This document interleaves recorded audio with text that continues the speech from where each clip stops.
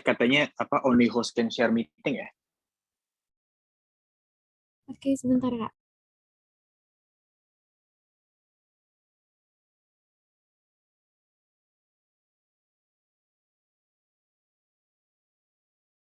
Udah bisa belum Kak?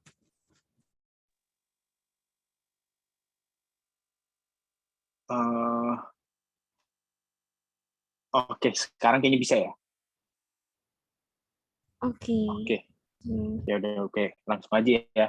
Oke, jadi oke, langsung aja ya. Jadi halo teman-teman semua, nama gue Eriq Muluk, gue dari IEKKI angkatan 2020, dan hari ini kita akan bahas soal UTS PE2 dari semester genap 2021. Oke, jadi gue langsung mulai aja ya, tapi mungkin gue bahas essay questions-nya dulu, lalu setelah itu nanti baru di akhir gue akan bahas soal-soal pilihan ganda. Oke, jadi langsung aja ya. Oke, jadi pertanyaan pertama. Oh, by the way, ini gue sebenarnya ngambil pertanyaan yang bahasa Inggris tuh dari Google Classroom gue. Yang bahasa Indonesia tuh ada di di Canopy. Tapi kalau misalnya kalian mau belajar pakai bahasa Inggris, nanti gue share soal-soal soalnya juga bisa ya. Oke, jadi untuk pertanyaan. Oh, dan by the way, kalau misalnya kalian mau pertanyaan langsung potong aja ya. Oke, dan untuk pertanyaan pertama, untuk soal pertama, explain the interaction between firms, households, and government in a closed economy using a circular flow diagram.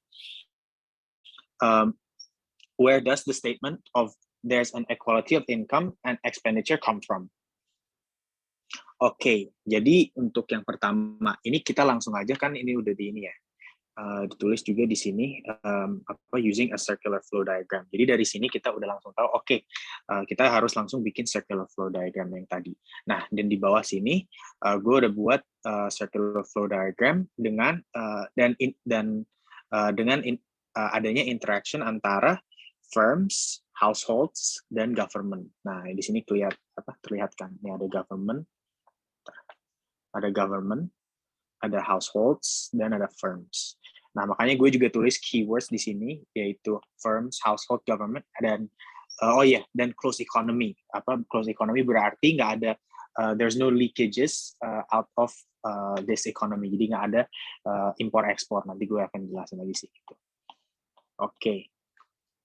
Jadi buat yang ini, gue tulis dulu nih the keywords firms, households, government, and closed economy. Nah, dan dari situ kita bisa establish bahwa kita bisa establish circular flow diagram kita gitu. Jadi Jadi ini mulai dari government, dan di sini kelihatan ya ada government purchases sampai ke firms, dan dari firms money, wages, factor market ke households, dan ini money ke goods market juga gitu. Jadi ini sebenarnya kalau buat circular flow diagramnya, model of circular flow ini kalian ingat aja gitu. Karena ada juga beberapa circular flow diagram yang mungkin nggak ada government-nya atau apanya, itu kalian cocokin aja sama soalnya gitu. Untuk pertanyaan ini biasanya gue selalu mulai dengan tulis definisinya dulu. Jadi apa itu circular flow? Circular flow diagram? Jadi di sini the circular flow of income or circular flow is a model of the economy in which the major exchanges are represented as flows of money, goods, and services between the economic agents. Apa itu artinya economic agents?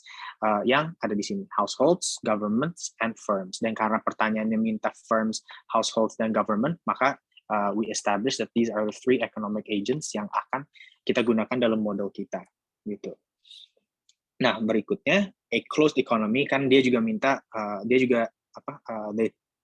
in the question they mention closed economy kan. Nah, jadi kalimat berikutnya, a closed economy is one that has no trading activity with outside economy. The closed economy is therefore entirely self-sufficient, which is no imports come into the country and no exports leave the country. Soalnya kalau ada imports dan exports, ini berarti ini pasti circular flow of income-nya beda, karena there are what are considered as leakages yang keluar dari circular flow of income ini. Nah, nih di sini gue juga udah tulis sih. Figure 1 labeled the model of circular flow shows a closed economy, meaning that there are no leakages to the outside economy. Thus, it can be assumed that those that make decisions are the firms, households, and the government, which are linked through the factor market, ini di sini, and the goods market. Oke, sampai sini paham ya? Nah, dan mereka minta kita mengartikan kalimat ini ya. There is an equality of income and expenditure. Nah, the above statement, kita udah tulis di sini. The above statement comes from the formula for GDP, which is given by Y equals C plus I plus G plus X minus M. Nah, kita udah gue tulis juga kan di sini. Y itu adalah gross domestic product atau produk domestik bruto, dan C adalah consumer spending, I adalah investment, G adalah government spending, dan X minus M adalah exports minus imports gitu. Nah, tapi berhubung ini adalah closed economy, we don't consider this. Ini nggak ada. X minus M ini ya nggak usah dianggap lah, atau dianggap nol gitu, karena ini adalah closed economy. Oke, sampai sini paham ya. Dan as a result, this means that the formula for GDP itu we can derive it as C plus I plus G, gitu. Consumer spending plus investment plus government spending. Nah, from the formula, it can be identified that for each transaction there is a buyer and seller. The size of the transaction in the circular flow diagram is measured in GDP. Itu. Jadi maksudnya it will always be equal for each transaction, karena there's a buyer, there's someone that buys, and there's a seller, there's someone that sells. Gitu. Oke, itu untuk soal pertama ya. We move on ke nomor 2. Oke, pertanyaan nomor 2. The Indonesian economy has been so severely hit by the COVID-19 pandemic that it experienced a negative economic growth of 2.07% in 2020. Interpret this figure and explain how people's welfare can be affected. Nah, oke. Yang pertama, biasanya kalau, again, as I always do, gue itu selalu point out the keywords. Jadi the key terms di sini, economic growth. Negative economic growth, boleh sekalian. Negative economic growth, and people's welfare, setengah-setengah. Tapi the key term di sini tuh adalah economic growth ini tadi. Oke, jadi as this is the key term, we establish the formula for economic growth first. Apa itu formula buat economic growth? Itu adalah nominal GDP growth equals value terus year. Jadi misalnya ini tahun kedua ya. Misalnya this is the second year. Jadi kalau this is the second year, this will be the first year, because tahun kedua, and this would be tahun pertama, karena ini y minus 1. Nah, oke, jadi ini sampai sini udah paham ya. Formula for economic growth adalah ini. Jadi ini kayak nanti kalian juga UTS-nya kan open book, jadi dibuka aja dan ya dicatat aja ini rumusnya. Gitu.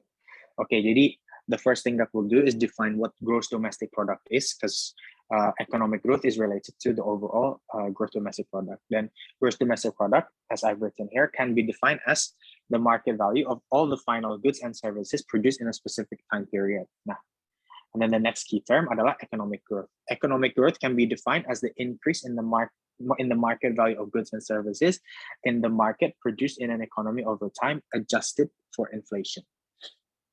Nah, that means that in this case, there is a negative growth of 2.07% in 2020, meaning that the Indonesian economy experiences a decrease in production as big as 2.07 compared to the year before. Oke, jadi itu that's secara singkatnya. Nah, the deeper explanation adalah this decline in production can be attributed to the COVID-19 pandemic, which has resulted in government implementing social restrictions. Ya, contohnya adalah PSBB gitu kan. Dari awal kan pemerintah udah menerapkan PSBB, walaupun sekarang udah dilonggarkan, tapi tetap ada. Dan as a result, there has been a decrease in aggregate demand. Ya, dan bahkan sampai sekarang permintaan agregatnya itu is not yet at pre-pandemic levels gitu. Dan we can see this when we look at the overall economic growth. Nah, it should be noted that the negative economic growth means that on aggregate, the income of people experiences a decline as great as minus 2.07%. Gitu. Nah, nevertheless, kita juga harus tambahin juga, although the decline in economic growth is bad for the economy, its impact on the overall prosperity of the people is still dependent on other factors. This is because GDP does not take into account other factors such as income distribution, population, and the environment. Jadi, economic growth cannot be seen as satu-satunya hal yang berdampak pada kesejahteraan masyarakat gitu. Karena because in economics we look at the other factors ya, dan termasuk the three that I just mentioned. Itu buat nomor 2, okay? Dan if there's no questions, we'll move on to nomor 3 ya. Okay, please read the text below before you answer the questions. Jadi di sini kita dikasih we're given a text titled Bangladesh at 50 from basket case to rising economic star. Basically yang mereka jelasin di sini adalah Bangladesh itu dulu it was at the time of independence in 1971, Bangladesh's economy was in tatters as a result of the bloody liberation war. Jadi yang dulu masyarakatnya sangat-sangat miskin. Di sini kan dituliskan extreme poverty. However, today the situation has dramatically changed for the better. Bangladesh achieved lower middle income country status in 2015 and is on track to leave the United Nations least developed countries list. Currently, 98% of children have finished primary school, with more girls in secondary school than boys. It has also made progress in combating child malnutrition and reproductive health. While it was primarily an agriculture economy in 1971, the composition has changed over the decades, dan seterusnya. Gitu. Nah, the first question, ini mereka tanya ke kita kan, from the article above. Jadi kalau misalnya dia udah mention from the article above, kita juga di jawaban kita, we insert some information that they use in the article di dalam jawaban kita gitu, which I'll show later juga. What do you think are the driving factors of the rapid economic growth in Bangladesh? Explain your answers using the theory that you have learned. Nah, okay. Again, biasanya gue selalu define arti key terms-nya. Di sini again sama kayak pertanyaan kedua, key terms-nya adalah economic growth. Nah, dan di sini economic growth can be defined as the increase in the market value of goods and services in the market produced in an economy over time, adjusted for inflation. Nah, in essence, the overall economic growth is impacted by the productivity of its labor workers. The formula of labor productivity is given by Y divided by L. Nah, di sini kita gue juga udah tulis, economic growth can be given by the following formula. Labor productivity adalah Y over L, which is GDP over laborers. Nah, dan di sini I've shown that it's made up of a number of different factors, termasuk physical capital per labor, human capital per labor, national resources per labor, dan technological development. Di sini juga udah, they've given you a few clues juga sih di sini. Kayak misalnya, ini kan ditulis ya, 98% of children nationwide have finished primary school. Nah, itu berarti what they're talking about di sini adalah human capital per labor gitu. Jadi human capitalnya membaik lah. The standard of human capital has improved. Yes, dan dan nggak cuma itu sih, mereka juga mention di sini combating child malnutrition and reproductive health gitu, which is also related to the quality of human capital. Nah, dan technological development juga sih, itu juga berdampak pada the overall labor productivity. Nah, Bangladesh has experienced an improvement in many of these factors, particularly reflective quality of human resources in terms of education, as I just mentioned before. Then, 98% of children of primary school age enroll in school. Jadi, this is one of the main factors that has influenced rapid economic growth-nya si Bangladesh. Nah, we move on to part B ya, kalau nggak ada pertanyaan. Dan pertanyaan part B adalah apa? Did catch-up effect occur in the case of Bangladesh? Explain. Apa itu catch-up effect? Itu kita define dulu ya. catch-up effect is a theory that all economies will eventually converge in terms of per capita income due to the observation that underdeveloped economies tend to grow more rapidly than wealthy economies. Apa maksudnya? Jadi negara-negara yang mungkin yang belum berkembang atau masih berkembang gitu, itu biasanya economic growth-nya itu jauh lebih cepat gitu ketimbang negara-negara yang udah maju. Misalnya ya apa ya contohnya? Sebagai contoh mungkin kita bisa menggunakan Bangladesh ini gitu. Waktu mereka tuh negaranya masih miskin gitu, belum masih berkembang, economic growth-nya itu cukup pesat gitu. Sedangkan kalau misalnya kita bandingin sama Inggris, Amerika gitu, itu biasanya kalau kita lihat itu economic growth-nya itu biasanya sekitar 2-3% gitu, bahkan sampai 5% ke Indonesia ya, itu kita sebelum pandemi kalau gue nggak salah ya, economic growth Indonesia dari tahun per tahun itu dari antara 5 dan 6% gitu. Target pemerintah itu waktu itu 7, tapi kita waktu itu capainya 5-6. Nah, 5-6 aja itu buat negara-negara kayak Inggris, Amerika, atau Prancis itu they never achieve that sort of level anymore gitu.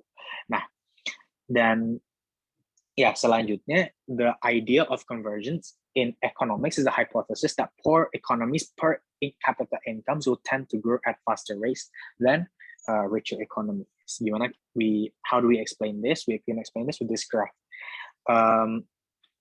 Jadi untuk the catch-up theory, kalau misalnya kalian ditanya tentang ini, bikin aja grafik ini with GDP/national income dan units per capital.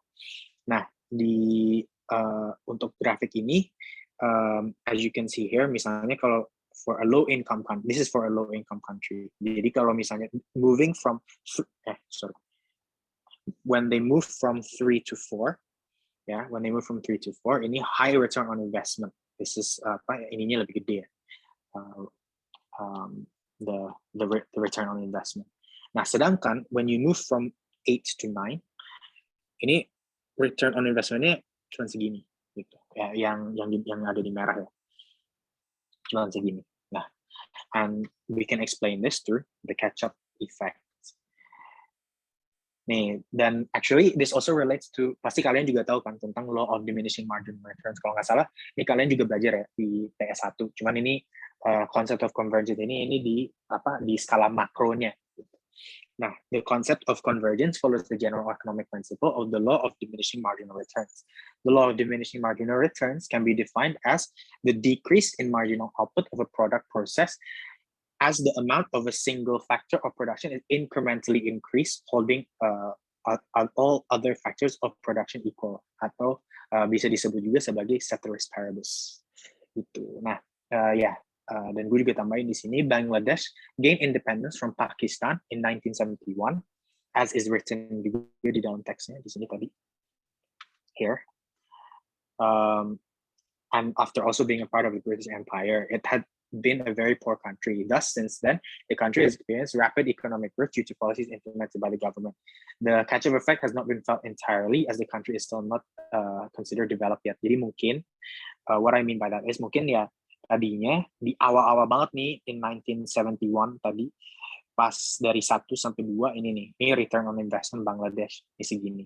Gitu. Tapi now maybe bisa dibilang sekarang Bangladesh nih di sini masih low income country, tapi udah ada progression gitu. Tetap high return on investment as is shown here, tapi maybe not as big as was before gitu. Nah, sedangkan misalnya tadi kan gue juga sempat sebut contoh Inggris, Amerika gitu, maybe they're here, gitu. Which is why they have a very small return on investment. Gitu. Mungkin kalau yang mau tanya langsung aja ya, langsung motong aja gitu.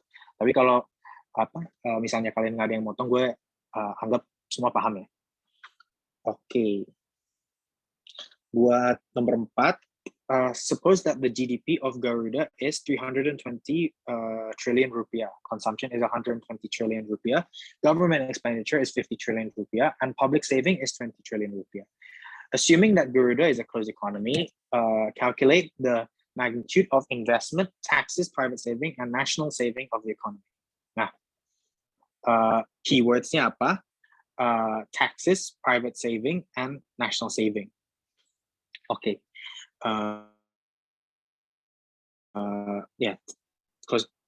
Keywordsnya apa? Closed economy, investment, taxes, private saving, and national saving. Nah, so we take ini full rumus sih. Jadi the first one that we have to calculate adalah investment, taxes, private saving, national saving. Jadi what we'll count first adalah here. We'll find the investment first. Gimana caranya? Oke, di pertanyaannya kan udah dikasih ya GDP-nya berapa, which is 320 trillion rupiah. Kita juga dikasih tahu nih consumption-nya berapa, which is 120 trillion rupiah.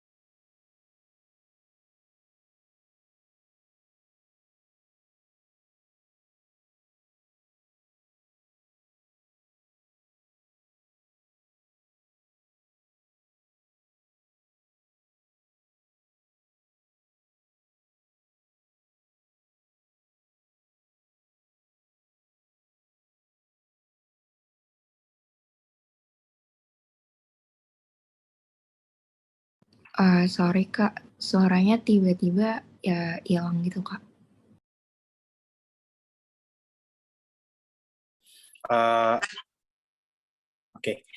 Buat taxes tadi, di sini kita ambil aja nih dari yang public saving ini. Jadi apa rumusnya? T minus G, ya udah kita udah dapat nih. Public saving itu 20 equals to taxes minus government spending. Government spending itu tadi 50. Nah, ini tinggal dikesiniin 70 gitu. Jadi taxes overall are 70 trillion rupiah. Nah, now we look for ini kan juga diminta private saving ya, which is Y minus C minus T gitu. Nah, ini real GDP kan kita udah dikasih juga ya tadi ya, 320 minus consumption ini di sini 120 dan apa tadi ya, taxes which we just calculated here 70 trillion juga. Nah, which here ya udah kita tinggal masukin aja 320 minus 120 minus 70 ya, which is 130. Jadi private saving adalah 130 dan national saving di sini private saving plus public saving is 150. National saving 150 trillion.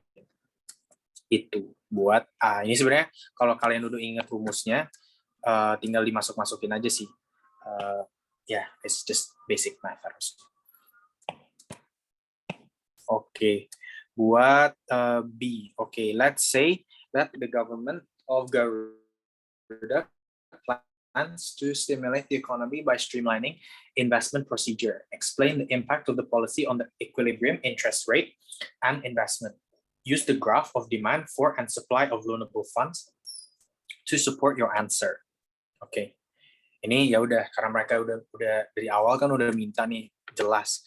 Use the graph of demand for and supply of loanable funds to support your answer. Mereka kan udah jelas ya, udah minta dari awal. Jadi ya udah langsung bikin aja.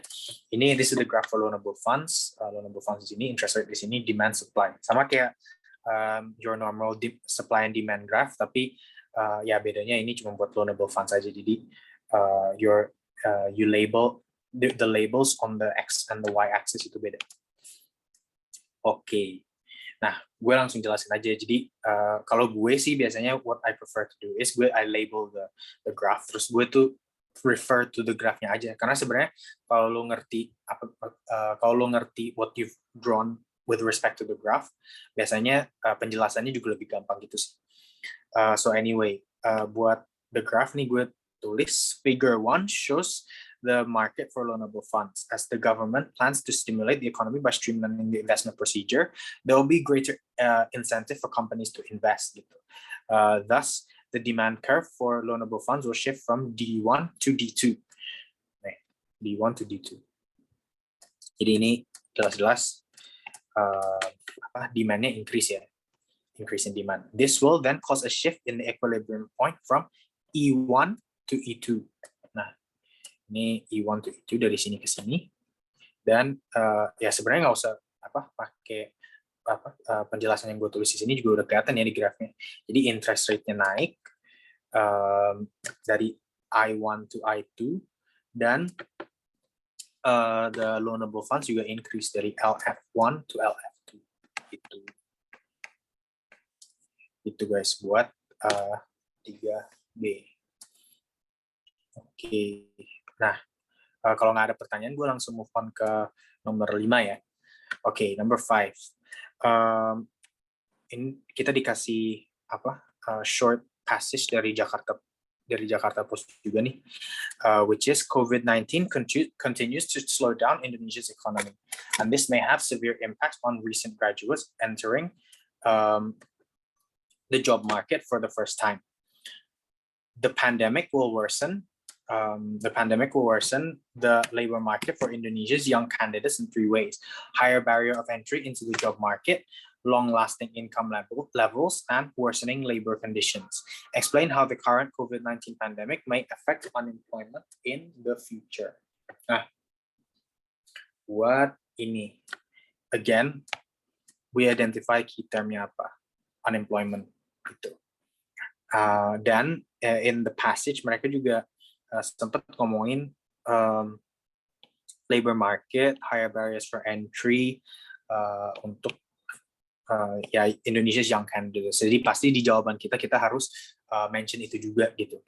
Don't forget, ini penting banget untuk mention si young candidates ini gitu. Jadi the next generation of Indonesians. Nah, okay, so the first thing that we do is define unemployment.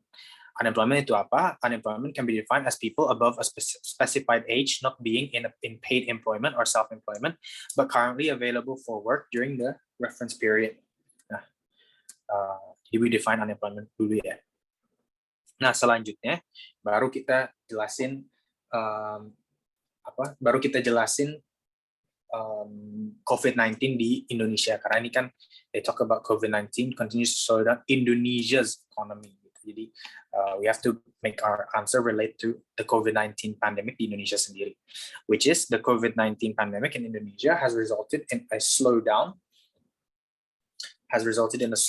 in the level of economic activity due to the policies implemented by the government. Many firms have had to shut down the business, whilst others have laid off many of their workers and employees. Nah, selanjutnya, baru kita jelasin what type of unemployment is this. Ini adalah cyclical unemployment. As a result, cyclical unemployment has occurred, which is a form of unemployment that occurs due to economic recession. Nanti kalian bakal tahu ada beberapa forms of unemployment. Selain cyclical ada frictional, ada structural. Nanti itu kan kalian juga open book ya. Jadi sambil baca aja definisinya gitu pas kalian lagi UTS. Nah, and then kita tambahin juga the number of workers laid off due to the pandemic has showed a sharp increase in the level of unemployment during the short term. Furthermore, a lot of Indonesian youths, again related lagi ke pertanyaannya, in which they mentioned tentang Indonesia's young candidates. Furthermore, a lot of Indonesian youths will have experienced increased barriers to entry in the labor market due to the economic downturn. This will make it more difficult for young people to get into the workforce. Nah, baru kita lanjut. Furthermore, gue juga bawa ke arah sini sih, karena kan ini mention young candidates. Jadi gue juga ngangkat masalah ini, which is there will be a greater number of students that leave school before the expected year of graduation. Maksud gue apa? Basically what I'm trying to say is angka putus sekolah naik Karena kan banyak ya banyak siswa-siswi di seluruh Indonesia lah ya yang sebenarnya buat belajar online kayak kita gini itu kan belum bisa gitu. Jadi banyak yang memutuskan untuk malah putus sekolah gitu. Dan because of that, this will have a negative impact in the long run as a lot of the human capital in Indonesia will not be highly educated and it will be more difficult for them to find a job in the future due to their low quality maksudnya ya low quality human resources. Dan on top of that, ini kan sekarang teknologi itu cukup penting ya, technological development ini gitu. Jadi as things get more tech savvy bisa dibilang, workers with low understanding of technology ini will eventually get left behind. Makanya this will have a very negative impact in the long run for Indonesia's economy as a whole sih sebenarnya. Dan selanjutnya gue tulis juga di sini. Kan tadi gue sempat mention cyclical unemployment terjadi gitu karena banyaknya perusahaan yang that had to shut down their business, terus banyak pekerja yang juga di PHK gitu. Nah, tapi in the long run, COVID-19 will also increase structural unemployment. Apa itu structural unemployment? Structural unemployment can be defined as a form of involuntary unemployment caused by a mismatch between the skills that workers in the economy can offer and the skills demanded of workers by employees. Maksud gue apa? Karena tadi we've already established that workersnya adalah low quality ya, maksudnya they're not highly educated karena banyak yang putus sekolah dan lain sebagainya gitu. Nah, skill yang mereka punya itu tuh bukan skill yang didemand oleh perusahaan-perusahaan gitu. Jadi eventually they will be replaced. Nah, makanya terjadilah ini structural unemployment. Oke, untuk 5A clear ya. Oke, 5B deh. Untuk B, a mayor candidate is running a campaign to promote his programs for the next election.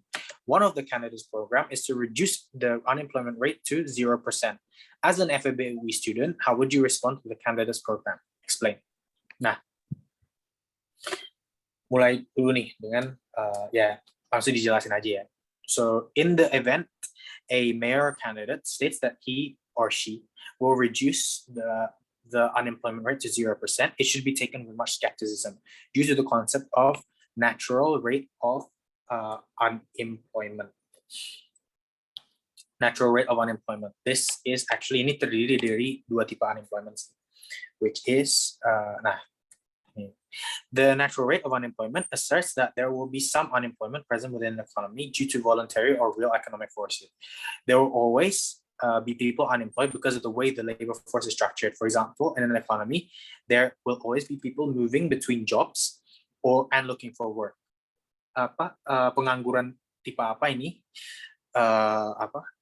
People moving between jobs and looking for work. This is frictional unemployment. Gitu. Jadi karena selalu ada frictional unemployment, maka selalu akan ada natural rate of unemployment. On top of that juga ada structural unemployment. Then this always contributes to natural rate of unemployment. Then this is just an excess supply of labor. Itu di semua di semua negara pasti ada gitu. But it's just the government's responsibility untuk limit the effects of that. Gitu. Jadi, what can we take from this? Karena kan ditanyakan. As an FEB UI student, how would you respond to the candidates program? Jadi, as an FEB UI student, what we would say is program tersebut tidak realistis, gitu, atau janji kampanye tersebut tidak realistis. Gitu. Oke, kalau misalnya nggak ada pertanyaan untuk itu, we move on langsung ya ke nomor 6A. Nomor 6. Bank Aku receives a deposit of 120 million IDR, and subsequently a creditor of Bank Aku, upon taking a loan from it, deposits the loan in Bank Kamu. Suppose that the central bank requires a minimum reserve requirement of 12.5%. Please, using the T account, please analyze the money creation process of Bank Aku and Bank Kamu. Oke, jadi untuk 6A, if Bank Aku and Bank Kamu do not apply an excess reserve, apa yang terjadi? Oke, no excess reserve applied, nih gue udah tulisnya di sini. No excess reserve applied. Thus, the amount of money that will be loaned is worth. Nah, kita ini dulu nih. Kan ini kan 1 minus 0,125 adalah ini.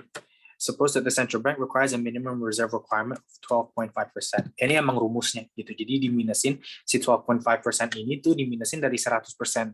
Nah, terus dikali dengan ini tadi, deposit, the original deposit. Ini kan udah dibilang kan, the original deposit di bank aku adalah 120 juta rupiah gitu. Nah, dan depositnya berapa?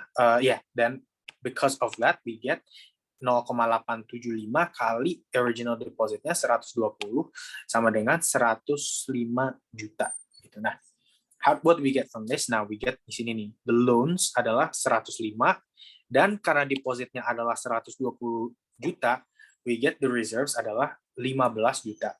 How do we know this? Karena 120 minus 105 adalah 15 kan. Nah, berarti sisanya which is the reserves adalah 15 juta gitu. Nah, kita udah dapatkan bank aku. Nah, next we move on to bank kamu, which is amount of money loan. Nah, amount of money loan kita pakai tadi yang 0,875 ini tadi. Langsung dimasukin ke sini. Dikali dengan 105. Karena kan ini di sini kan, upon taking a loan from it, a creditor of bank aku upon taking a loan from it deposits the loan in bank kamu. Jadi udah pasti, jadi deposit loan yang didapat di sini di bank aku ini dimasukin ke bank kamu sebagai deposit. Paham kan maksud gue? Jadi 0,875 kali deposit yang dimasukin ke bank kamu. Dan from that, what we get here is 91.875.000 rupiah. Gitu. Nah. Dan from that, dimasukin aja ke sini. Loans 91 juta sini, dan original deposit kita juga masukin ke liabilities. Nah, tinggal diminusin deposits minus loans. Here we get reserves, which is 13,250,000. Nah, thus the total money supply from the 120 million rupiah deposit would be, all we have to do here is kita tambahin aja nih semua depositnya, 120, 105, dan here amount of money earned. Deposit plus the amount of money earned. Nah, from there we get 316,875,000. Nah, itu buat A ya. Nah, buat B, ini kita ada excess reserve of 2.75. Nih, bank aku enggak. Tapi bank kamu applies at 2.5% of excess reserve. So, what do we do here? Nah, kita udah ada kan. Kalau di bank aku, it stays the same. Karena nggak ada excess reserve sama sekali. Jadi, masih reserves is 15 million. Deposits ini depositnya tadi 120 million dan loans-nya itu 105 million. Nah, money loan to bank kamu. How do we count this? 0,875, 87.5% minus 0,025. 2,5% adalah 0,025 ini adalah 2,5% itu tadi. Nah, we use what we get here, times it by 105 million, which is the loans.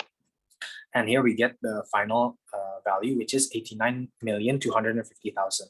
Nah, ya udah, kita masukin aja nih di loans, deposits minus loans. Here we also get the reserves. Nah, total money supply from the original deposit of 120 million would be,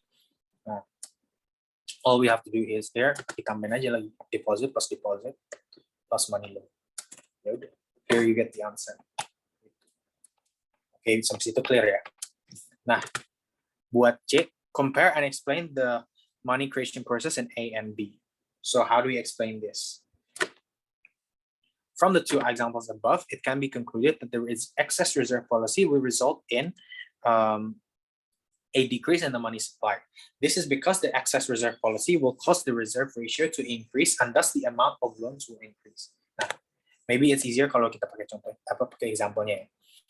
In example A, both of the banks, Bank Aku and Bank Kamu, do not use the excess reserve policy, which results in the total money supply in a total money supply of 316,875,000.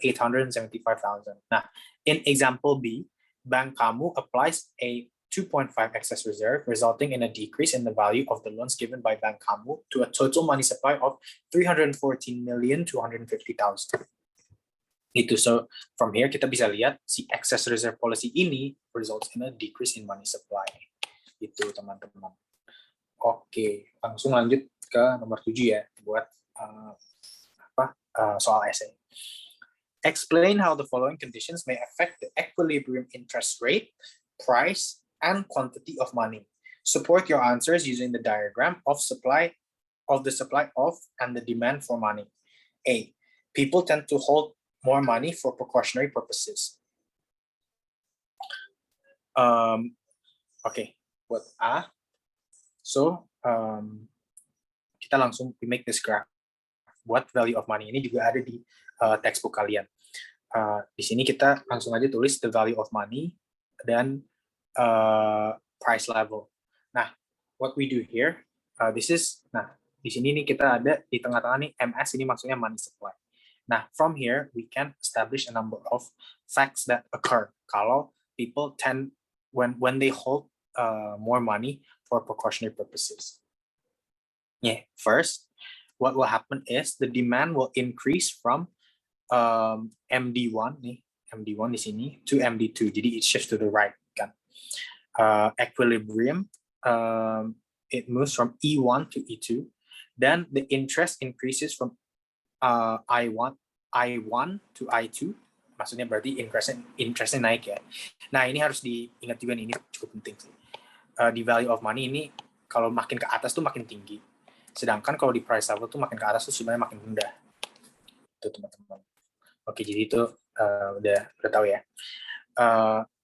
Dan money supplies remains at the same point. Jadi MS1 ini nggak, it doesn't move. Gitu. When people hold money.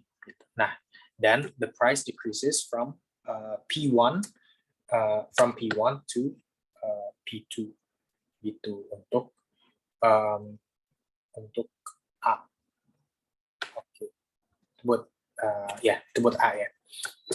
Now we move on to B. Kalau the central bank sells more bonds. Nah, what happens here? Jadi apabila bank sentral menjadi surat berharga, artinya bank sentral secara aktif berusaha mengurangi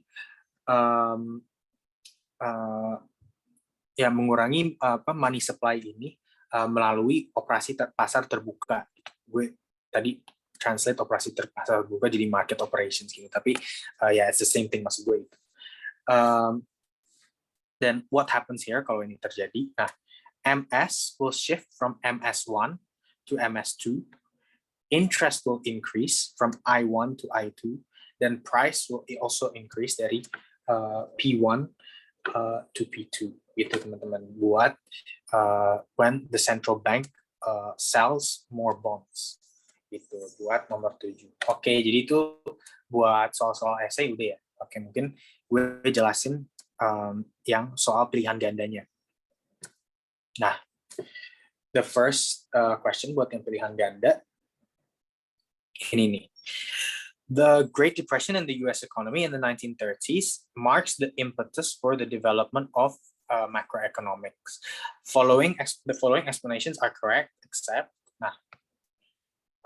what are the classical views that had failed to explain the prolonged existence of high unemployment during the Great Depression. This is a correct explanation. Kenapa? Karena the fundamental principle of classic economic theories states that the market will self-regulate. Jadi nanti the market will return to its equilibrium point ya dengan fungsi dengan mekanisme pasarnya sendiri gitu. Tapi but these classical views did not explain why there was a high level of the unemployment over a long period of time saat Great Depression ini terjadi gitu. Nah, so this is correct. Jadi ini bukan A ya.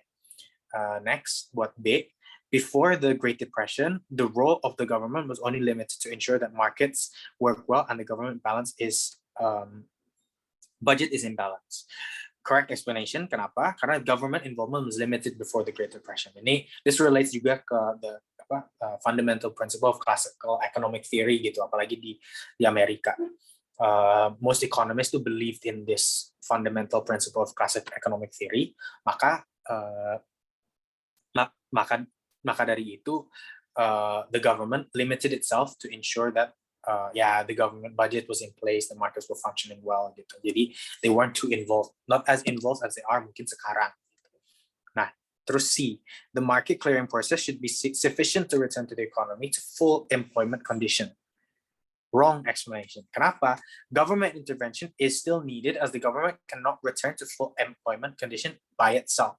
Nah, ini sebenarnya A and C ini kan they're opposites, right? Nah, dan A ini sebenarnya udah correct explanation, dan dengan maksudnya if we understand the theory, we can already see that A and C are different. So if A itu correct explanation, C is wrong explanation. Tapi kenapa the C itu wrong explanation? Karena the government need to intervene untuk memastikan bahwa the government returns to a level of full employment. Full employment masih tetap ada natural rate of unemployment tadi ya, gitu. Cuman return to pre-Great Depression levels lah bisa dibilang. Gitu. Nah, sedangkan kalau D ini adalah correct explanation juga. Kenapa? Karena aggregate demand is made up of 4 sectors, which are consumption, investment, government spending, and net exports. Based on yang rumus yang kita ini udah bahas tadi ya, yang Y equals C plus I plus G plus X minus M. Sesuai rumus ini. Nah, thus, if the aggregate demand overall is low, all sectors must be stimulated through government policy. Gitu. Jadi tidak hanya low private demand-nya aja, tapi as a whole, all sectors of aggregate demand. Itu. Nah, which means the answer is okay. Langsung ke nomor 2 ya. Nomor 2, which of the following activities is included in GDP? Atau manakah aktivitas berikut ini yang masuk ke dalam perhitungan PDB? Nah, what are the options? A farmer's purchase of a used tractor, seorang petani membeli traktor bekas. The Indonesian Air Force's purchase of a new modern defense equipment. Income received from the sale of Bank BNI stocks, or the mechanic services in fixing the radiator on his car. Nah, how do we explain this? We use the formula of real GDP. Balik lagi ke rumus ini. Y equals C plus I plus G plus X minus M. Jadi consumption plus investment plus government spending plus net exports. Net exports. G being government expenditure. Nah, dan because G is government expenditure, berarti kita udah bisa tahu dong sebenarnya dari ini. Yang mana itu government expenditure? Atau yang mana masuk ke dalam salah satu ini, gitu. C plus I plus G or plus next export. Yang mana, which of the options can we include in one of these? Gitu. Nah, from here, kita udah bisa lihat sih dengan jelas, it's definitely the government expenditure. Why? The Indonesian Air Force. Pertama, there's no Air Force that is privately owned kan. Jadi ini udah pasti pemerintah nih. This is definitely government expenditure. Dan purchase of new modern defense equipment gitu. Dia so this is already pasti ini udah government expenditure, dan government expenditure ini termasuk dalam real GDP ini tadi. Nah, government expenditure includes the purchase of a new modern defense equipment by the Indonesian Air Force, which means that the answer is B. So the answer is B. Nah, untuk yang lainnya mungkin gue jelasin juga ya. Kenapa nggak A, kenapa nggak C, kenapa nggak D.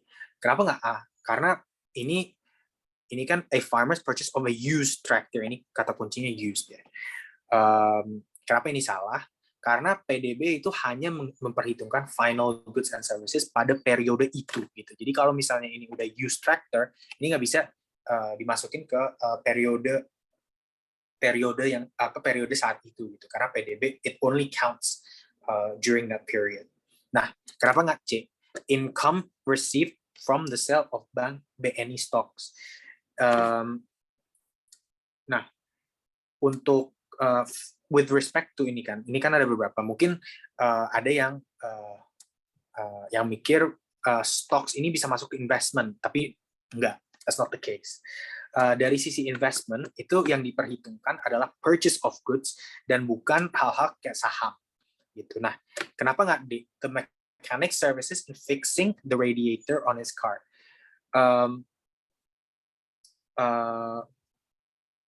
Jasa nih, mechanic services in fixing the radiator on his car. Ini berarti his own car ya, on his car. The mechanic services in fixing on his car. Berarti jasa seperti ini, jasa untuk si pemiliknya sendiri itu tidak bisa disebut sebagai transaksi. Gitu. Makanya tidak termasuk dalam PDB tadi. Gitu. Maka dengan itu jawabannya adalah B. The Indonesian Air Force's purchase of a new modern defense equipment. Oke, nah kita langsung lanjut ya ke nomor 3. Nah, nomor 3. In the country of Genovia in 2020, households spent $10,000 on goods and services, purchases of capital equipment, inventories, and structures amounted to $3,500. Government spent $4,500 on goods and services, and the value of imports exceeded the value of exports by $500. It follows that the 2020 GDP for this economy was, nah kita ada beberapa pilihan. Oke, what formula do we use? Gampang. Balik lagi ke real GDP tadi. Nah, dan di sini we have to use X minus N. Kenapa ini kan udah ditulis ya? The value of imports exceeded the value of imports by 500 Genovian dollars. Nah, kita tulis dulu nih. Ini kan udah ditulis, household spent $10,000 on goods and services. Consumption, $10,000. Investment, $3,500.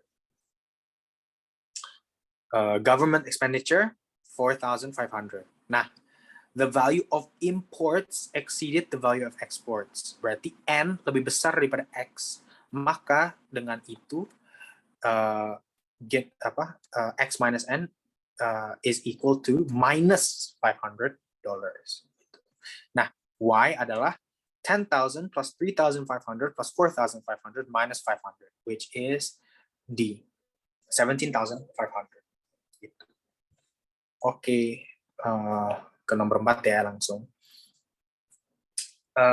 Andrea Hirata is one of the top-selling novelists in Indonesia. One of his books, Sang Pemimpi, which was first published in 2006, continues to be reprinted to this day. If, in 2020, 10,000 copies of Sang Pemimpi book were reprinted and 9,000 copies were sold at a price of 60,000 IDR per copy, then the correct statement below is, nah, kita ada berapa nih? Ada A, B, C, D. The proceeds from the sale of Sang Pemimpi book were not included in the calculation of GDP in 2020, as the book was produced in 2006. B, only the sale of books worth 540 million rupiah, or 9,000 copies multiplied by IDR 60,000 is included in the 2020 GDP calculation. C, the value of the entire book production of 600 million IDR is included in the calculation of GDP in 2020, as 1,000 unsold copies of books will be added to inventory and are also recorded in the 2020 GDP. Then D, it is not possible to calculate the contribution of the sales of the book to the 2020 GDP, as there is no sufficient information on both profit and the cost of production of the book. Nah, gross domestic product yang kita harus ini kan bahas gross domestic product lagi ya. Dan gross domestic product ini includes all that is produced during that given period. Dan period ini adalah 2020.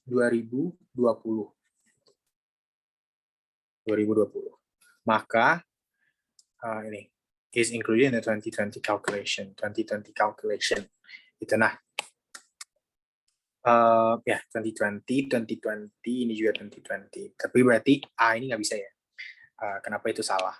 A itu kita udah bisa mengeliminasi A dari awal gitu. Karena bukunya itu sebenarnya produced in 2006 gitu. Nah, dan kenapa B salah? B salah itu karena nggak cuman tidak hanya hasil penjualan, tapi semua yang diproduksi. Itu kenapa B salah gitu. Karena untuk menghitung GDP itu we have to calculate all that is produced. Gitu. Nggak cuman yang dijual. Dan ini kan dia udah tulis nih, only the sales of books gitu, is included in the GDP calculation. Jadi itu pasti salah ya. Dan kalau D,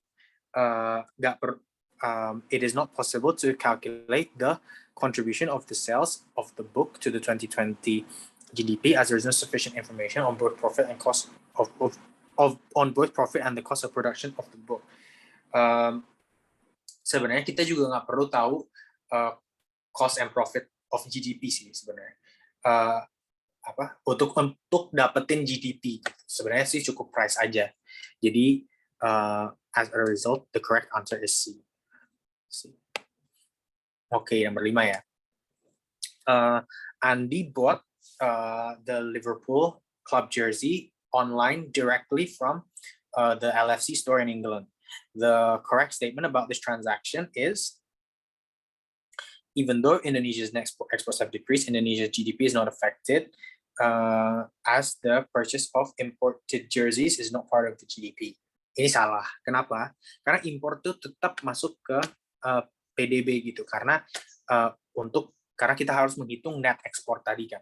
Nah, kita tampilin nih rumus real GDP. Jadi impor itu tetap masuk karena kita harus hitung net ekspor. Kenapa juga bukan di both components of imports and household consumption in GDP increase, which will then increase Indonesia GDP. Ini nggak bisa karena dihitung 2 kali. Imports and household consumption sebenarnya cuma 1 aja. Kenapa nggak C? Since the product purchase of the jersey is done by Indonesian, household incomes will increase, which will in turn increase Indonesia's GDP. Ini salah. Karena household consumption ini bermaksud household consumption dalam negeri, konsumsi rumah tangga untuk barang dan jasa dalam negeri. Maka dengan itu we can establish that the imports itu memang benar kan increase karena online directly from the LFC store in England. Gitu. Berarti kita beli dari luar negeri walaupun online, tapi kita beli dari luar negeri kan sebenarnya. Jadi importnya naik. Nah, which means that the answer is B. The purchase of a jersey, which is an imported item, will reduce net exports, which causes Indonesia's GDP to decrease. Kenapa reduce net exports? Karena beli club jersey online adalah import. Jadi karena importnya naik, jadi N-nya makin gede, net exports decrease. Gitu. Oke, nomor 6. An increase in the price of production machines will directly cause. Ada 4 pilihan. A, an increase in CPI, thus contributing to CPI-based inflation. B, an increase in CPI and GDP deflator, thus contributing to both CPI and GDP deflator-based inflation. C, an increase in GDP deflator, but an increase in the CPI. Atau D, an increase in GDP deflator, thus contributing to GDP deflator-based inflation. Jawabannya apa? Jawabannya D. An increase in the price of production machines will lead to an increase in the price of goods. Thus, this will lead to an increase in the GDP deflator as as inflation is affected. Jadi jawabannya D ya. Oke. Nomor 7. Economic growth is measured by A, calculating the value of GDP, including inflation, B, calculating the real GDP growth, omitting inflation, C, the GDP deflator growth, not CPI growth, calculating the GDP deflator growth, not the CPI growth, then D, calculating the growth of income of all factors of production. Gitu. Nah, rumus apa yang what we have to take into consideration itu economic growth gitu kan. Tadi kita juga sempat bahas ya di essay questions tadi. Nah, ini real GDP T ini maksudnya tahunnya ya. Minus real GDP T minus 1 divided by real GDP T minus 1 dikali 100%. Nah, jawabannya adalah B, calculating the real GDP growth. Ini kan udah ini ya, udah kelihatan di sini. Ya, economic growth is equal to yang di-consider di sini adalah real GDP kan, real GDP. Nah, which means that we calculate the real GDP growth. Dan real GDP growth ini apa? It's the GDP without the inflation. Itu kenapa yang atas tuh salah. Karena real GDP growth ini already takes away inflation tadi. Jadi kenapa nggak A? Karena kita harus balik lagi ke definisi PDB tadi.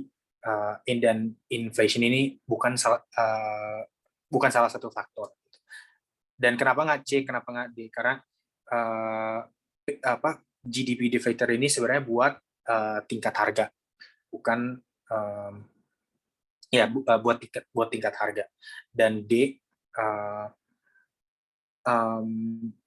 calculating the growth of all income of all factors of production. Ya, pendapatan faktor produksi itu nggak diperhitungkan. Gitu. Jadi this also not taken into consideration. Makanya jawabannya adalah B. Oke, nah buat nomor 8, we move on ya. Smallville has a population of 2,800 people, of whom 700 work an average of 8 hours a day and yields a productivity of 88. Meanwhile, Largeville has a population of 5,000, of whom 1,200 work 6 hours a day and yields a productivity of 82. Based on the information of the two countries, we can say that.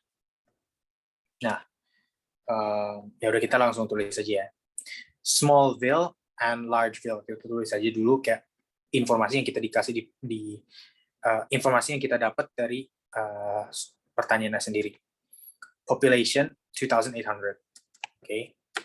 Working population 700, 8 hours a day, productivity 88.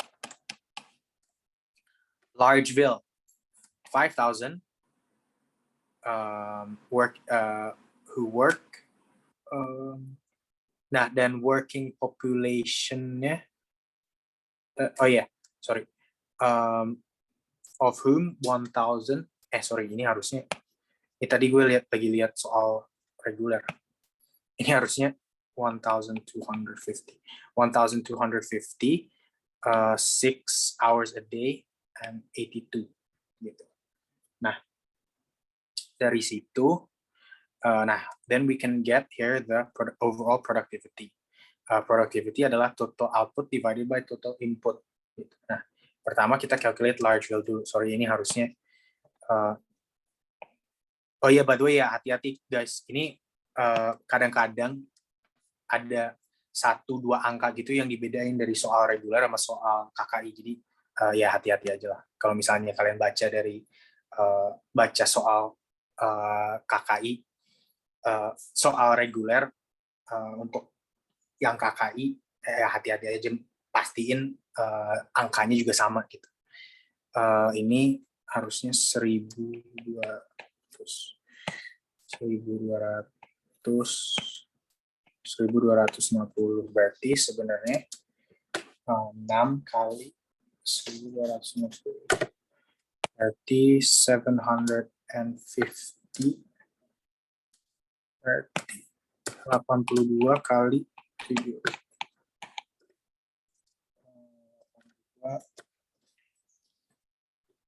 615,000 ya 615,000. Smallville itu Smallville sama sih, Smallville 88 equals to output divided by sama 8. Oke, gue cek ya.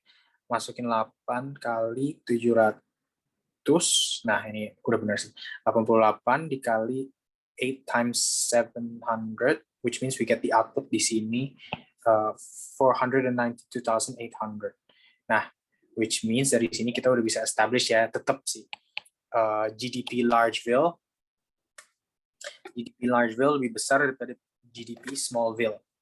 Nah, karena itu we can establish GDP L is greater than GDP S, tapi productivity si Smallville lebih besar daripada productivity Largeville. Berarti Largeville has a larger real GDP, jadi antara B atau C, but Smallville has a higher average labor productivity. Thus, the answer is B. Gitu, teman-teman. Oke. Nah, buat nomor 9, digitalization in the procurement system and other public license services is an example of a government policy designed to promote economic growth.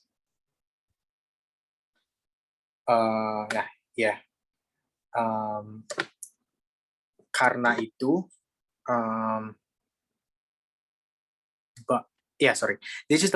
digitalization in the procurement system and other public license services is an example of government policy designed to promote economic growth by increasing physical capital, improving business climate, increasing human capital, maintaining economic stability. Nah, transisi ke digital ini merupakan perbaikan cara bisnis. Gitu.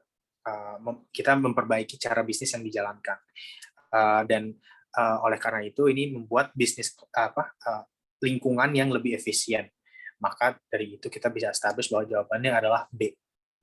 Improving business climate environment. Nah, nomor 10 ya, kita langsung.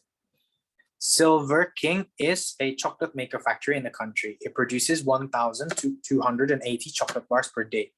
Each worker at the chocolate company works from 8 a.m. until 4 p.m. every day and produces the same amount of chocolate bars per hour. If Silver King's productivity is 16 chocolate bars per hour of labor, how many workers should the company employ? Nah, oke. Production, kita tulis dulu nih ya. Production 1,200 gitu. Terus working hours dari jam 8 sampai jam 8 pagi sampai jam 4 sore. Nah, 4 sore berarti 8 jam gitu ya. Dan Silver King's productivity is 16 chocolate bars per hour. Jadi productivity 16 units per hour. Productivity adalah total output divided by total input. Nah, karena itu we can establish that 16 is equal to 1,280 divided by 8. Ini kan ya working hours times by laborers ya. Kan ini pertanyaan ditanya ya, how many workers should the company employ? L itu maksudnya workersnya. 8L sama dengan, and this is just simple math sih, 1,280 divided by 16. Nah ini kita tinggal 1,280 divided by 16 divided by 8, kita udah dapat hasil akhirnya, which is 10, meaning that the answer is B. Gitu teman-teman. Oke. Nah, nomor 11. Suppose that there are 3 adjacent countries maintaining their closed economic borders, i.e. Hastina, Mandura, and Ayodhya. The government of Hastina sets a lump sum of 40 trillion US dollars and transfers 20 trillion US dollars, while also spends 30 trillion US dollars out of its budget on goods and services. In Mandura, USD 60 trillion of private savings have been accumulated, while investment expenditures reach 40 trillion. Terus GDP Ayodhya 300 trillion USD, 180 trillion USD buat aggregate consumption, 90 trillion USD buat investment, 60 trillion of taxes on 60 trillion USD taxes, and 20 trillion USD on transfers. Nah, ya udah, what I did here ini gue langsung tulis aja sih, kayak semua all forms of transactions yang that were taken place by the three different countries. Gitu. Ya ditulis aja dulu. Nah, then we use the formula of buat ini kan we're talking about budget kan, buat masalah public saving. Jadi kita menggunakan rumus itu, which is T minus G. Nah, kita udah ada nih Hastina, which is kan kita udah dikasih Hastina lump sum tax 40 minus 20 tadi transfer, which is 20, berarti tetap surplus ya. Terus Ayodhya taxes 60 ini kan ini ya T minus 20, which is transfernya dari government-nya. Jadi government expenditure 20, berarti here we get 40, and that's still a surplus. Nah, kalau buat Mandura, here we find I, which is a combination of the private and public saving. Nah, here I ini kan for investment 40 is equal to 60 plus public. Nah, from here we can establish that the public saving is a deficit of 20. So because of that, here we can establish that the answer is belum tulis jawabannya. Answernya adalah B. The government budget deficit is the largest in Madura. Gitu. Okay, we move on to number 12. Yeah. Number 12, suppose that the government chooses to set policies that will decrease the saving incentives. In the loanable funds market, the policy will result in A, rightward shift of the supply of loanable funds, B, the leftward shift of the supply of loanable funds, C, the rightward shift of the demand for loanable funds, and D, leftward shift of the demand for loanable funds. Okay, so how do we find the answer to this? Kita bikin aja tadi grafik buat loanable funds tadi. Ini kan yang tadi gue udah jelasin ya, ini buat sama aja kayak grafik gue buat supply demand biasa. Cuman bedanya the x and the y axis is different. So here we have loanable funds and interest. Nah, here the supply of loanable funds itu shift nih, karena ini kan, suppose that the government chooses to set policies that will decrease saving incentives, which means that if savings, because there's a decrease in saving incentives, maka supply loanable funds itu turun, berarti supply geser ke kiri. Nah, supply dan karena supply itu geser ke kiri, this means that the answer is B, the leftward shift of the supply of loanable funds. Itu buat nomor 12. Okay, buat nomor 13. The following statements are correct apart from, nah, ini sebenarnya at first glance ini cukup ini sih. This is quite an easy question, but we'll go dari A sampai D ya. The average return on stocks is higher than on bonds, while stocks are also higher risk than bonds. Ini benar. Kenapa? Karena risk saham itu lebih besar daripada risk obligasi, dan return saham itu biasanya lebih besar risknya daripada return obligasi. Jadi ini statementnya lebih benar. B, risk averter may be willing to take the risk of holding stocks, providing that the average return on stocks is sufficiently high as a compensation for the risk. Yeah, and essentially what this means is high risk, high return. Dan itu in many cases itu benar. Gitu. Nah, kalau D, placing a small number of large bets is less effective than a large number of small bets in reducing risk. Itu betul, karena diversifikasi itu tuh dapat menurunkan resiko ya. Inilah kan there's the saying kan, don't put all your eggs in one basket. Itu maksudnya kalau you drop the basket, ya semua telur lu pecah gitu kan. Nah, that's why we can establish from this is actually a concept from economics di mana diversifikasi ini bisa dibilang menurunkan resiko overall.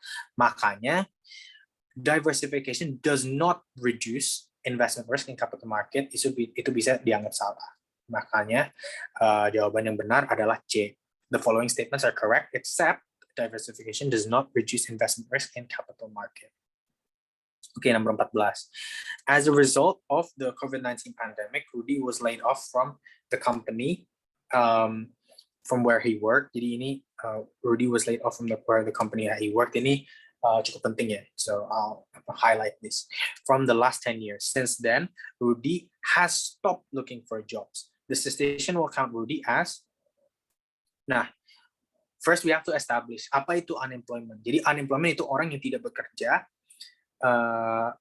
yang sedang mencari kerja dan menunggu panggilan kerja gitu. Nah, tapi Rudy ini he has stopped looking for jobs. Karena he has stopped looking for jobs tadi, we can count him as D. Kenapa? Karena he cannot say that he's unemployed. Karena unemployed itu harus ada 3 hal itu tadi. Mereka betul tidak bekerja. Namun mereka harus sedang mencari kerja dan atau menunggu panggilan kerja. Gitu. Berarti because dia itu stop looking for jobs ini tadi, berarti dia tuh nggak bisa dianggap unemployed. Berarti he's neither unemployed nor in the labor force. Gitu. Kenapa? Makanya jawaban benarnya adalah D. Gitu. Oke. Buat nomor 15. Sigit is working as an accountant. However, everywhere he applies for a job,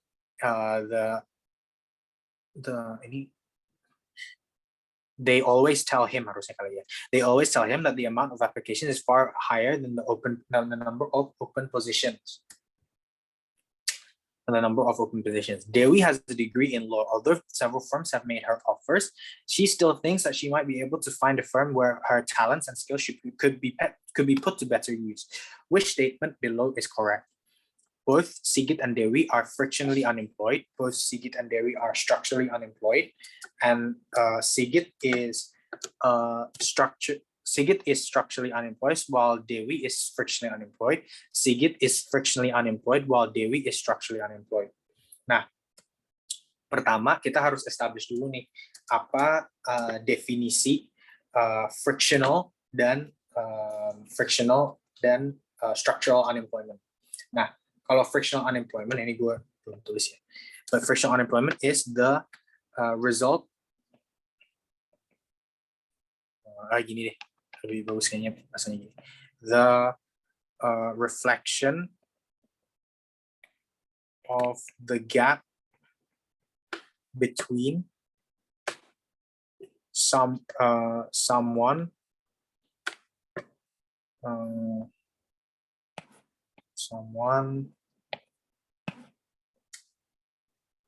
voluntarily leaving a job and finding another one. Nah, itu frictional unemployment. Nah, sedangkan structural unemployment adalah structural unemployment is long-lasting unemployment that occurs due to a shift in the economy. Nah, so sekarang kan kita udah tulis nih definisinya. We come back to the question. Sigit is Sigit is looking for work as an accountant. However, everywhere he applies for the job, they always tell him that the amount of application is far higher than the open positions. Dewi has a degree in law, although several firms have made an offer. She still thinks that she might be able to find a firm that where her talents and skills could be put to better use. Berarti dari sini kita udah bisa establish nih bahwa Dewi adalah frictionally unemployed. Kenapa? Karena dia sedang mencari kerja, tapi it's out of her will juga. Karena kan dia mau cari tawaran kerja yang lebih baik lah gitu, yang dia anggap lebih baik. And we can establish that this is voluntarily juga kan, karena itu atas kemauan dia sendiri gitu. Sedangkan kalau Sigit structurally unemployed gitu, karena dia ingin bekerja gitu, he wants the job but he cannot get the job because mereka tuh tawarin ke orang lain gitu. Makanya here we can establish that the answer is C. Sigit is structurally unemployed while Dewi is frictionally unemployed. Itu teman-teman buat nomor 15. Oke, buat nomor 16. Dewi is the owner. Dewi is the owner of a firm that produces bottled water in Bali. There are many other such firms competing in the area. Dewa has estimated that if he pays his workers a wage higher than the going market wage, his profits will increase. Which of the following is a likely explanation of his decision? Untuk yang, buat ini, what is the correct answer? The answer is A. Kenapa ya? Kenapa jawabannya adalah A? Karena he must be his likely explanation is the higher the wage, the less likely his workers will choose to leave the firm. Jadi upah yang lebih tinggi dari upah yang berlaku, dia berharap labahnya pada akhirnya akan lebih tinggi atau profitnya akan lebih tinggi karena pekerjanya tetap stay di perusahaan dan motivasinya, semangat kerjanya juga lebih tinggi gitu, dan karena semangat kerjanya lebih tinggi maka outputnya naik gitu. Which is why the likely explanation for his decision adalah A. The higher the wage, the less likely his workers will choose to leave his firm. Nah, next we move on to number 17. Number 17 is Danny is considering to allocate part of his allowance to buy retail government bonds, obligasi retail Indonesia, issued by the government of Indonesia. His action serves a function of money as, fungsi uang tuh emang semua yang terus di sini gitu.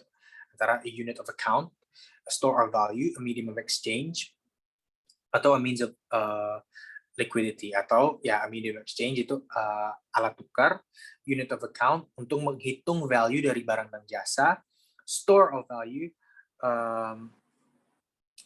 transfer purchasing power, dan liquidity, a means of liquidity, seberapa mudah aset dapat dikonversi, dapat dikonversi, which is, for this function of money apa nih kalau misalnya si Danny ini allocates part of his allowance to buy retail bonds? B. Karena dengan dia membeli retail bonds, he keeps the value of his money in the form of assets gitu ya, which in this case are government bonds. Oke, itu nomor 17 ya. Nomor 18. The central bank may be able to optimally lower the supply of money in the economy by conducting the following policies. A, lowering the reserve requirement ratio and selling bonds. Lowering the reserve requirement ratio and selling bonds. C, increasing the reserve requirement ratio and selling bonds. D, increasing the reserve requirement ratio and buying bonds. Nah, dari ini we can see the central bank may be able to optimally lower the supply of money. Optimally lower the supply of money itu berarti central bank-nya ini ingin menerapkan kebijakan moneter yang mengurangi jumlah uang beredar, gitu ya. Dan kita juga ingin meningkatkan reserve requirement ratio, reserve requirement ratio untuk to contradict this, to ensure that they lower the supply of money, gitu ya. Jadi kalau misalnya reserve requirement ratio dinaikin, berarti jumlah uang yang harus disimpan di dalam bank juga naik. Dan another way of achieving this is untuk menjual surat berharga negara atau selling bonds, karena dengan mereka melakukan itu uang akan masuk ke negara gitu, dan there's less supply of money circulating in the economy. Makanya jawaban benarnya adalah C, increasing the reserve requirement ratio and selling bonds. Itu teman-teman. Oke, nomor 19. Nomor 19, due to the fast-growing e-commerce, supported by strong improvements in digital technology, people are now able to do online shopping easily. Using the quantity theory of money and assuming that money and output are constants, then, nah, M dan Y udah tetap ya, money dan output udah tetap. Gitu. Nah, belanja online ini pasti mengakibatkan konsumsi meningkat, makin banyak transaksi yang terjadi. Karena ya, it's easier for people also to conduct transactions.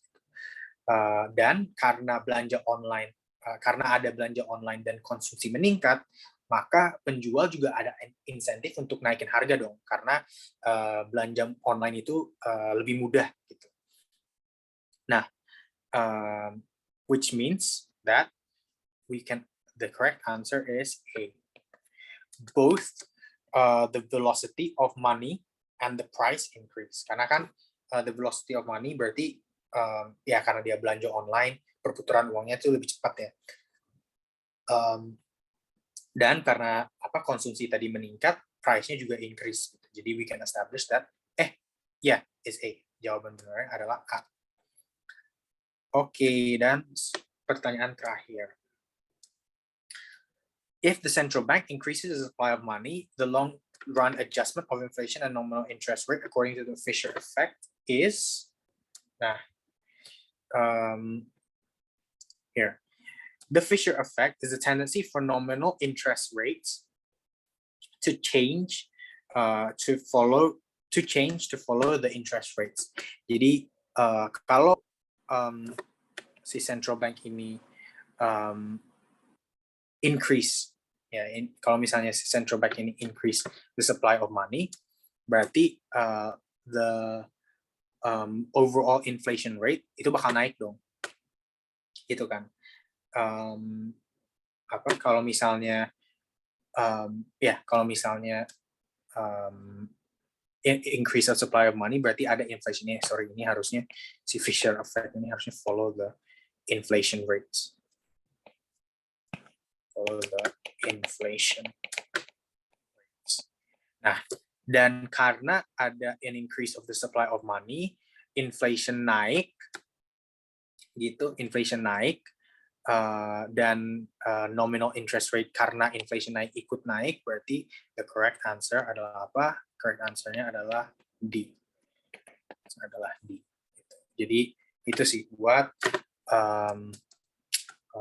buat nomor 20. Dan that's it sih buat semua buat UTS 2021 buat PE2.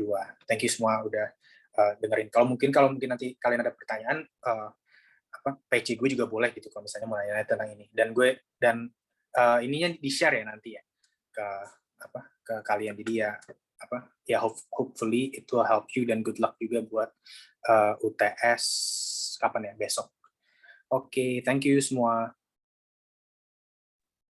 Thank you Rick buat materinya, dan thank you juga buat yang udah datang. Nanti bakal di-upload di YouTube Ace ya recordingnya. Thank you.